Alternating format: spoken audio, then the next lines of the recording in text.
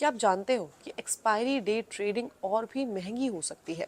Basically SEBI एक नया rule ला सकता है और ट्रेडर्स की टेंशन जो है वो बढ़ सकती है।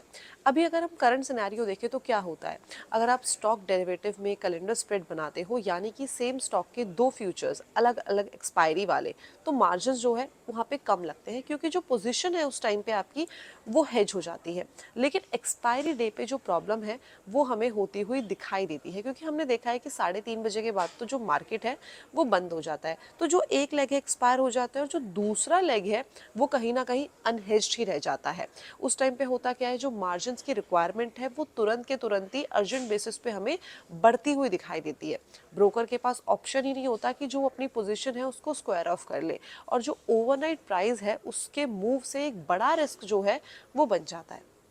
इसलिए ही according to Moneycontrol exclusive ये जो सेबी है इस टाइम पे सोच रहा है कि जो स्टॉक डेरिवेटिव पर भी एक्सपायरी डे पर जो कैलेंडर स्प्रेड का मार्जिन बेनिफिट है उसको हटा दिया जाए, जैसे कि इंडेक्स डेरिवेटिव में ऑलरेडी हो चुका है। और ये जो चेंज है इंडेक्स डेरिवेटिव में हमने फरवरी 2025 से देखा था। इसका मतलब क्या है, देखिए, एक्सपायरी डे पर जो ट्रेडर्स हैं उन दोनों को कॉन्ट्रैक्ट्स का फुल मार्जिन अपने पास रखना पड़ेगा, और साथ ही साथ जो पोजीशन लेना है वो आपके लिए यहाँ पे थोड़ा सा जो महंगा है वो होता हुआ दिखाई देगा।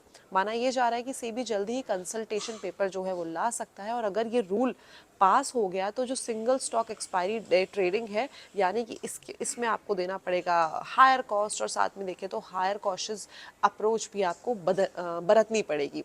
तो आप क्या सोचते हो कि ये जो मूव है वो आपका रिस्क कम करेगा, या फिर ट्रेडर्स की जो प्रॉब्लम है वो यहाँ से बढ़ती हुई दिखाई देगी? कमेंट करके ज़रूर बताइएगा।